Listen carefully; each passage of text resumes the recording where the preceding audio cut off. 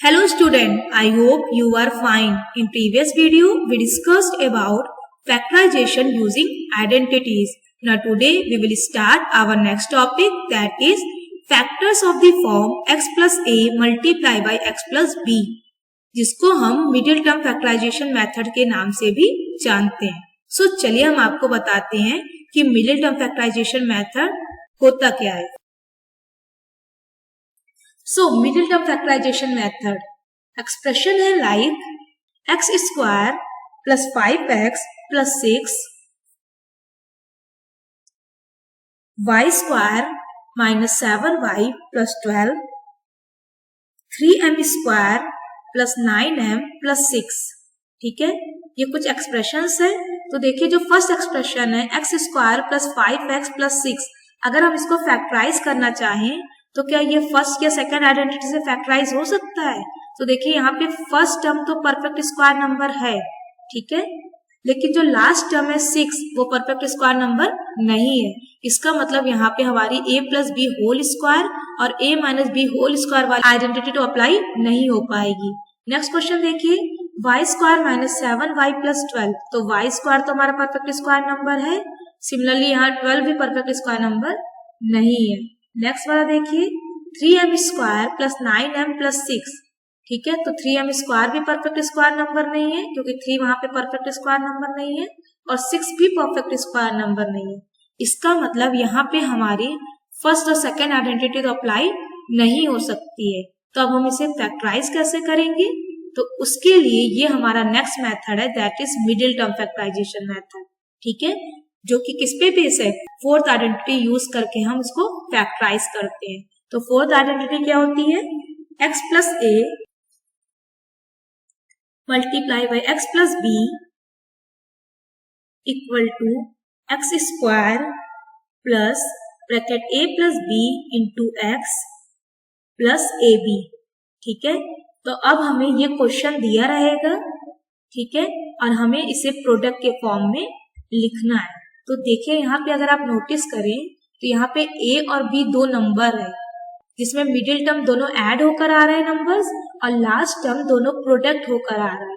ठीक है, मतलब हमारा जो मेन काम इसमें हमें करना है, ऐसे दो नंबर सेलेक्ट करने रहेंगे हर फैक्टराइजेशन करने से पहले जिसको ऐड करने पे मिडिल टर्म आए और मल्टीप्लाई करने पे लास्ट टर्म आए। ठीक है, यहाँ पे जरूरी नहीं कि ऐड करने पे आए, कभी कभी नंबर्स नेगेटिव भी हम लेते हैं, तो सिंपल से आप ध्यान रखिए ऐड करना या सब्ट्रैक्ट करने पे आना चाहिए। ठीक है, सो चलिए हम आपको एग्जाम्पल के थ्रू एक्सप्लेन करते हैं।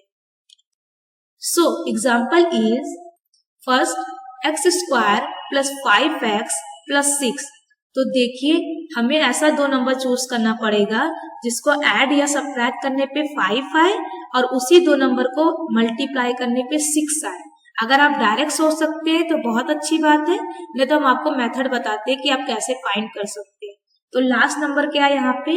जो कांस्टेंट टर्म है वो है 6, तो 6 को हम फैक्टर करते हैं तो हो गया 2, 3 से हो जाएगा 1। ठीक है, तो देखिए यहाँ पे हम पेयर करते हैं तो पहले देखिए या तो 2 हो सकता है, ठीक है, 3 1 जा 3, तो 2 और 3, क्या 2 और 3 हमारा ऑप्शन सही हो सकता है? तो देखिए 2 और 3 को ऐड करने पे 5 आ रहा है और मल्टीप्लाई करने पे 6 आ रहा है। इसका मतलब हमारा जो नंबर होगा वो 2 और 3 होगा। सो चलिए हम करते हैं एक्स स्क्वायर, पहले हम नंबर लिख लेते हैं। तो 5x को ब्रेक कर रहे हैं किसमें? दो नंबर में, 2 और 3 में, मीन्स 2x और 3x प्लस 6। ठीक है, अब यहाँ पे साइन हमें ध्यान रखना है, क्या सेट करें कि बीच में सॉल्व करने पे हमारा प्लस 5x आना चाहिए, मिडिल टर्म आना चाहिए। ठीक है, तो देखिए दोनों अगर हम एडिशन की साइन लेंगे 2x भी पॉजिटिव लेंगे और 3x भी पॉजिटिव लेंगे तो देखिए इसको सॉल्व करने पे हमें 5x मिलेगा क्योंकि हम उसको ब्रेक करके वो लिख रहे हैं। ठीक है, अब देखिए जैसे हमने रीग्रुपिंग करके आपको फैक्टराइज करना बताया था दो टर्म की, अब वो प्रोसेस यहाँ पे अप्लाई होगा। तो फर्स्ट 2 टर्म्स में कॉमन लेंगे, फिर नेक्स्ट 2 टर्म में कॉमन लेंगे। ठीक है, सो फर्स्ट 2 टर्म में क्या कॉमन आ रहा है? एक्स स्क्वायर और 2x, तो x कॉमन आएगा, तो x कॉमन ले लिए, इसमें बचा x और इसमें बचा 2, सो +2। ठीक है, अब हमें लास्ट 2 टर्म में कॉमन क्या मिल रहा है? 3, लेकिन हमें ऐसे कॉमन लेना है कि हमें यही टर्म वहां पे भी मिलना चाहिए, यही तो प्रोसेस था। तो हम यहाँ पे क्या कॉमन लेंगे, +3 ही कॉमन लेंगे। तो यहाँ लिखेंगे x, बचा क्या +2, क्योंकि 3 2 जा 6, ठीक है। अब हम x +2 कॉमन लेंगे तो बचा क्या x +3, ठीक है।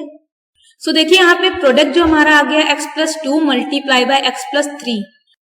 देखिए यहाँ पे हमने फैक्टर किया है 6 का। आप बिना फैक्टर किए भी सोच सकते थे कि वो दो नंबर कौन सा है। बस इतना रिकॉल करिएगा कि 6 किसके किसके टेबल में आता है। 2 के टेबल में भी 6 आता है, 3 के टेबल में भी 6 आता है। 2 3 जा 6 होता है, मतलब वहां पे हमें एक ऑप्शन मिल रहा है 2 3, और 6 1 जा भी 6 होता है, तो 6 और 1 भी हमें ऑप्शन मिल रहा है। एक ऑप्शन मिला 2 3, दूसरा ऑप्शन मिला 6 1, और कोई ऑप्शन तो हमें मिलेगा नहीं, तो इसी दोनों में से कोई ना कोई होगा, ठीक है। ऐसे भी आप सोच सकते हैं। नेक्स्ट देखिए y² - 7y + 12। सो यहाँ पे फोर्थ आइडेंटिटी यूज करनी पड़ेगी। सो 12 को हम ब्रेक करेंगे, तो 12 पहले 2 से ब्रेक हुआ, 6 फिर 2 से ब्रेक हुआ, 3 फिर 3 से ब्रेक हुआ 1, ठीक है। हमें लाना क्या है, -7 लाना है, मीन्स 7 लाना है हमें। तो पेयर करना पड़ेगा। तो देखिए पहला ऑप्शन मिलता है, पहला अगर हम नंबर ले लेते हैं 2, ठीक है, तो दूसरा ऑप्शन क्या मिलेगा हमें, 2 3 जा 6, तो 2 और 6, ठीक है। तो देखिए 2 और 6 को हम ऐड करेंगे तो 8 आएगा, सब्ट्रैक्ट करेंगे तो 4 आएगा, ठीक है। इसका मतलब ये ऑप्शन हमारा सही नहीं है। नेक्स्ट ऑप्शन देखिए, पहले 2 नंबर्स को ले लेते हैं, 2 2 जा 4 और नेक्स्ट क्या बचा 3, ठीक है। सो 4 और 3, तो देखिए दोनों को ऐड करने पे हमें 7 मिल रहा है, ठीक है। इसका मतलब 4 और 3 सही रहेगा, ठीक है। तो हम यहाँ लिखेंगे y² 4y 3y + 12, ठीक है। अब आइए साइन सेलेक्ट करना है हमें। तो देखिए ऐड करने पे हमारा 7y आ रहा है, ठीक है। तो ऐड करने पे दो ही ऑप्शन होता है, या तो दोनों नेगेटिव होगा या दोनों पॉजिटिव होगा। ऐड तो तभी होता है ना। तो देखिए आंसर हमारा नेगेटिव में हमें चाहिए, ठीक है, तो हम दोनों नेगेटिव लेंगे, ठीक है। तो यहाँ पे देखिए दोनों को सॉल्व करने पे -7y आ भी रहा है, इसका मतलब मिडिल टर्म सही ब्रेक हुआ है। अब चलिए दो को कॉमन ले लेते हैं। सो पहले 2 टर्म्स में y कॉमन आएगा, ठीक है। सो बचा क्या y - 4, ठीक है। अब दूसरे टर्म में दोनों में लास्ट 2 टर्म में 3 कॉमन आ रहा है, ठीक है। लेकिन अब देखिए अगर हम 3 सिर्फ कॉमन लेंगे तो बचेगा -y + 4, ठीक है। लेकिन हमें लाना क्या है, y - 4 लाना है, ठीक है। इसका मतलब हमें नेगेटिव कॉमन लेना पड़ेगा। तो बचा यहाँ पे y, अब यहाँ पे साइन चेंज हो जाएगी तो -4, ठीक है। सो y - 4 कॉमन लेंगे अब। सो y - 4 मल्टीप्लाई बाय y - 3, ठीक है। आंसर y - 3 इंटू y - 4 भी आ सकता था। जरूरी नहीं है कि आप 4y - 3y यहाँ पे ले, -3y - 4y भी ले सकते थे, ठीक है। और क्या ऑप्शन था, अगर आप 12 का टेबल पढ़ते तो डायरेक्ट भी बता सकते थे। 12 किसके किसके टेबल में आता है, एक होता है 3 4 जा 12, तो वह 3 और 4, और होता है 6 2 जा 12, तो 2 और 6, एक होता है 12 और 1, ठीक है। तो देखिए 3 पेयर है, तीनों में से जो बेस्ट ऑप्शन है वो हमारा पहला ऑप्शन यहाँ पे हो जाएगा। तो देखिए आप ऐसे भी सोच के डायरेक्ट कर सकते हैं बिना फैक्टर किए भी। Third question is z² - 4z - 12, ठीक है। तो देखिए क्वेश्चन हम डायरेक्ट बता देते हैं आपको। 12 किसके किसके टेबल में अभी आया था, एक हो गया 3 4 जा 12, तो 3 4, 2 6 जा 12, तो 2 6, 12 1 जा 12, तो ये 1 12, ठीक है। तो कौन सा पेयर यहाँ पे सही रहेगा, तो देखिए 3 और 4 ना ऐड करने पे 4 आ रहा है ना, सब्ट्रैक्ट करने पे आ रहा है। 2 और 6, देखिए सब्ट्रैक्ट करने पे 6 और 2 को हमको 4 मिलेगा, तो हम ये ऑप्शन ले लेते हैं, ठीक है। सो हो जाएगा z² 2z 6z - 12, ठीक है। अब देखिए सब्ट्रैक्ट करने पे 4 आ रहा है, ठीक है, और नेगेटिव साइन है 4 की। तो देखिए सब्ट्रैक्ट कब होता है, जब एक पॉजिटिव हो और एक नंबर नेगेटिव हो। अगर रिजल्ट नेगेटिव में चाहिए तो बड़ा वाला नंबर जो होता है वो हमारा नेगेटिव होगा, और जो स्मॉलर नंबर होगा वो पॉजिटिव। तो देखिए दोनों को सॉल्व करने पे हमें -4z मिलेगा भी। तो हम यहाँ पे अब z कॉमन ले लेंगे फर्स्ट 2 टर्म में। तो z कॉमन आ गया, तो बच्चा z + 2, ठीक है। इसमें -6 कॉमन लेना पड़ेगा, तो -6 कॉमन ले लिए, बच्चा z + 6 2 जा 12 मीन्स यहाँ 2, ठीक है। अब z प्लस 2 कॉमन ले लेंगे तो बचेगा z plus 2 multiply by z minus 6। ठीक है, नेक्स्ट क्वेश्चन देखिए, -80 -16p प्लस पी स्क्वायर। तो देखिए अभी ये सही से ऑर्डर में नहीं लिखा है, सो चलिए पहले हम इसे ऑर्डर में लिख लेते हैं। पहले स्क्वायर वाला टर्म पी स्क्वायर, ठीक है, पॉजिटिव था तो पॉजिटिव ही रहेगा, -16p -80। ठीक है, मैंने बस उसको ऑर्डर चेंज कर दिया है। अब देखिए फॉर्मेट में आ गया है, अब हम इसको फैक्टराइज करेंगे। तो 80 है, 80 को हम ब्रेक कर लेते हैं, तो 80 पहले 2 से डिवाइड होगा 40, फिर 2 से होगा 20, फिर 2 से होगा 10, फिर 2 से होगा 5, फिर 5 से होगा 1। ठीक है, तो चलिए हम देखते हैं दो नंबर कौन सा होगा। पहले लेते हैं 2, तो रिमेनिंग क्या हुआ, इतना हुआ, तो 2, तो 2 2 जा 4, 4 2 जा 8, 8 5 जा 40। तो 2 और 40 ऐड करने पे 42 आ रहा है, सब्ट्रैक्ट करने पे 38, मतलब ये नहीं एप्लीकेबल हो क्योंकि हमें तो 16 चाहिए। नेक्स्ट देखिए 2 को ले लेते हैं पहले, 2 2 जा 4 और 2 2 जा 4, 4 5 जा 20। तो देखिए 4 और 20 ऐड करने पे 24 आ रहा है, सब्ट्रैक्ट करने पे 16, तो हमें 16 चाहिए भी, तो सही है, ये दो नंबर हमें लेना पड़ेगा। तो हम यहाँ लिखेंगे पी स्क्वायर 4p 20p -80। तो देखिए सब्ट्रैक्ट करने पे 16 आ रहा है। ठीक है, सो एक पॉजिटिव रहेगा एक नेगेटिव, और रिजल्ट हमारा -16p है, सो बिगर नंबर हमारा नेगेटिव रहेगा और स्मॉलर नंबर पॉजिटिव। ठीक है, सो अब देखिए फर्स्ट टू टर्म में कॉमन लेंगे हम, तो कॉमन क्या आ रहा है p, तो बच्चा क्या है यहाँ पे p + 4।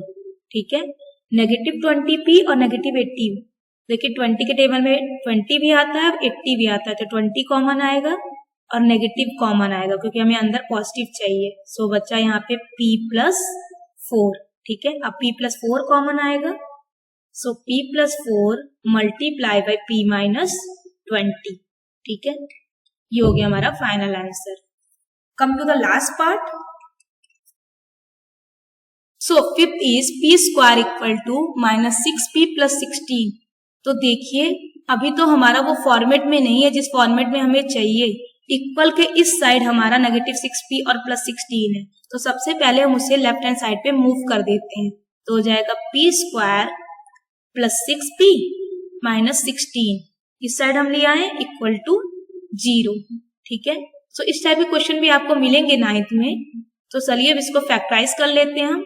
p स्क्वायर + 6p -16, तो देखिए डायरेक्ट भी आप सोच सकते हैं, यहाँ पे 16 है। ठीक है, और हमें लाना क्या है, 6 लाना है, तो 16 किसके किसके टेबल में आता है, एक तो हो गया 2 8 जा 16, 4 4 जा 16, 16 1 जा 16, इतना ही ऑप्शन है हमारे पास। ठीक है, बाकी रिपीट कर जाएगा। तो देखिए 2 और 8 दोनों को सब्ट्रैक्ट करने पे हमें 6 मिल रहा है, तो यही ऑप्शन हमें लेना पड़ेगा। तो यहाँ लिखेंगे p स्क्वायर 8p 2p -16 = 0। तो देखिए यहाँ पे रिजल्ट हमें पॉजिटिव में चाहिए और सब्ट्रैक्ट करने पे आ रहा है 6p, इसका मतलब यहाँ पे रिजल्ट पॉजिटिव है, तो बिगर नंबर पॉजिटिव रहेगा, स्मॉलर नंबर नेगेटिव। सो देखिए हम कॉमन लेंगे, फर्स्ट टू टर्म में p आ रहा है कॉमन, बचा p + 8, नेक्स्ट वाले में 2 कॉमन आ रहा है लेकिन नेगेटिव लेना पड़ेगा, सो बचा p + 8 = 0। ठीक है, सो यहाँ पे p + 8 कॉमन आएगा, सो बचा p -2 = 0। अब जब आप 9th में जाएंगे तो इसके आगे कैसे सॉल्व होता है वहां पे आपको बताया जाएगा, आपको बस यहीं तक फैक्टराइज करके छोड़ देना है। ठीक है, we know that practice makes perfect. So here given a question. This is your today's class work which are from Exemplar book, which are same as examples which we discussed earlier in the video. So try to solve it, and after solving these questions, check your answer which are given here. Thank you for watching and see you in the next video.